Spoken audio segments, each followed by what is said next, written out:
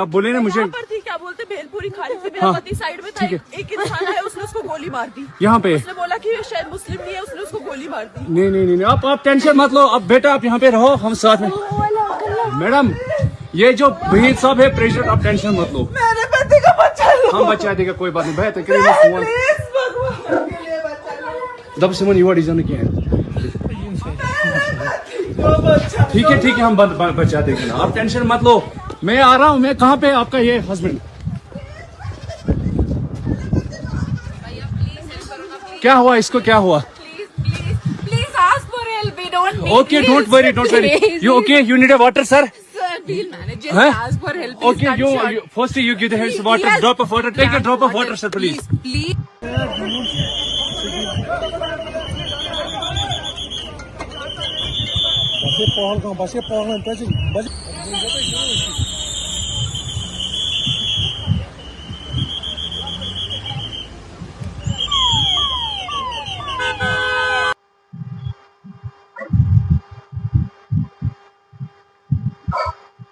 দর্শক, আজকে একটা মারাত্মক ঘটনা ঘটেছে কাশ্মীরে। পেহেলগাঁও বলে একটা জায়গা রয়েছে, সেখানে অনেকে গিয়েছিলেন ঘুরতে।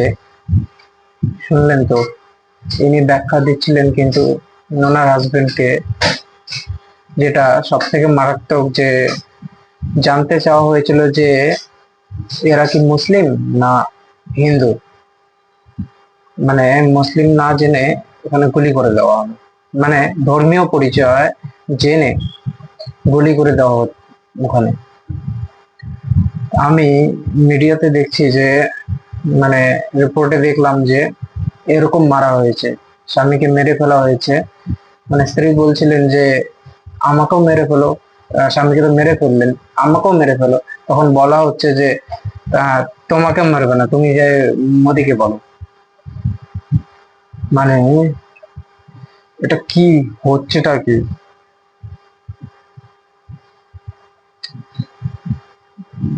বেড়াতে গেছে পরিবারকে নিয়ে, স্বামীকে গুলি করে হত্যা করলো, মানে ধর্মীয় পরিচয় জেনে ওখানে গুলি করা হচ্ছে। আর মহিলারা ওখানে অসহায় হয়ে কান্নাকাটি করছেন, কিছু করার নেই। মানে পাহাড়ি এলাকায় জানেন এটা সবসময় পাওয়া যায় না, গাড়ি সবসময় পাওয়া যায় না, পাহাড়ি এলাকায় সমস্যা থাকে। ওখানে একটা দুর্গম এলাকা বলতে পারেন, সেখানে সব জায়গায় মানে কানেকশন থাকে না, হোটেল একটা পার্টিকুলার জায়গায় থাকে। অমিত শাহ ওখানে রওনা দিয়েছেন, হয়তো পৌঁছেও গেছেন। তো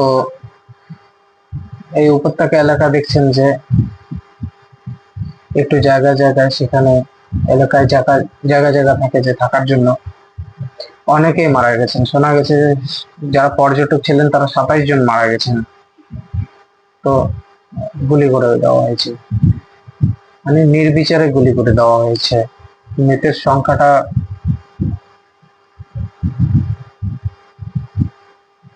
মারাত্মক বিষয়, দেখানোর মতো না। বডি পড়ে রয়েছে, গুলি করে মারা হয়েছে, খুবই খারাপ লাগবে আপনাদের দেখতে। সোশ্যাল মিডিয়াতে, ফেসবুক, ইনস্টাগ্রামে আপনারা দেখতে পারবেন কেমন ভাবে গুলি করে মারা হয়েছে। নমস্কার, আমি অসীম, আপনারা দেখছেন আমার সাথে। দেখুন, এই যে জঙ্গি হামলা বলা হচ্ছে, প্রশ্ন হচ্ছে যে ধর্মীয় পরিচয় জেনে কেন খুন করা হবে? জঙ্গি হামলায় জঙ্গিদের কোনো ভাবও নেই, মানে তারা তো ধর্মীয় পরিচয় জেনে গুলি করেছেন। তারা কারা? তাহলে এরা কি ধর্ম মানে? হ্যাঁ, তাহলে কি ধর্মটা মানে যে ধর্মীয় পরিচয় জেনে গুলি করে মারা হচ্ছে? অন্য একটা ধর্মের হলে বা তাদের ধর্মের হলে গুলি করবে না? এটা কি ধরনের কর্মীয় হচ্ছে? এখানে যে বলা হচ্ছে বটে যে কোনো একটা ধর্মে বিশ্বাস, যে এই ধরনের ঘটনা লাগাতার ঘটলে ওই ধর্মীয় বিশ্বাস নিয়ে কেন প্রশ্ন উঠবে না? আমি বলি যে মুসলিম মানে টেররিস্ট, এই মানুষত্ব তো কেন হচ্ছে? খারাপ কনসেপ্ট। হ্যাঁ, এই কনসেপ্টটা তৈরি হচ্ছে এর জন্য যে যেখানে যেসব জঙ্গি হামলা হচ্ছে, ম্যাক্সিমাম হচ্ছে সেখানে পরিচয় পাওয়া যাচ্ছে তারা হচ্ছে মুসলিম। সেই জন্য জঙ্গিমারি মুসলিম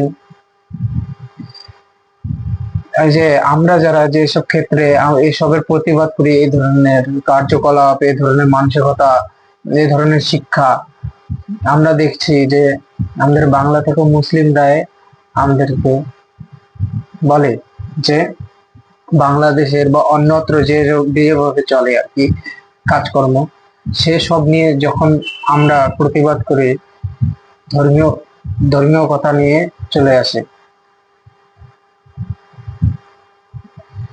যখন কোনো ঘটনা ঘটে যাবে তখন ওরা জঙ্গি,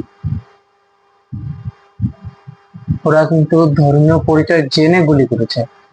যদি ওরা মুসলিম না হয়ে থাকে বা ধর্মীয় পরিচয় জেনে কেন গুলি করবে? মানতে হবে তো না। আসলে এটা একটা ব্যাধি, বলার কোনো জায়গা নেই, কারণ অস্বীকার কোনো জায়গা নেই, কারণ এই ব্যাধিটা মুসলিম সমাজে বিরাট ভাবে একটা ধারণ করেছে, বিরাট ভাবে। হয়তো গুলি করা হয়েছে ওখানে, এইটুকু মনে করি যে এই বাংলাতেও মুসলিম সমাজের অনেকে আছে যে ওই মানসিকতার। এই যে আপনারা দেখবেন যে এই ঘটনা ঘটলো না, ধর্মীয় পরিচয় জেনে যে গুলি করা হলো, এই বাংলায় অনেকেই আছে তাও খুশি, তারা খুশি আছে, তারা এই মাইন্ডেড, তারাও টেরোরিজম নিয়ে ভাবে, মানে দেশে থাকে কিন্তু দেশকে নিয়ে ভাবে না, ওরা খুশি। যারা মুসলিম সমাজের এই ধরনের মানসিকতা থাকবে, তাদের মধ্যে জিহাদ ঢুকে গেছে। জিহাদ মানে কি? মানুষকে খুন করে ফেলা। এমন একটা পরিচয় তৈরি করছে যে মুসলিম সমাজের নাম শুনে মানুষের মানে নাক ছিটকায়, ভয় পায়, মানে সন্দেহ তৈরি হয়, না ঠিকঠাক তো না জঙ্গি। এটা একটা দুর্ভাগ্যের। এটা শুনলে আমাদেরও খুব খারাপ লাগে। এটা শুনলে, দেখলে যে পরিচয় জেনে খুন করা হয়, মানে খারাপ তো লাগবে, খারাপ লাগারই কথা যে পরিচয় জানতে চাওয়া হয়েছে। এসব নিয়ে যখন আমরা কথা বলি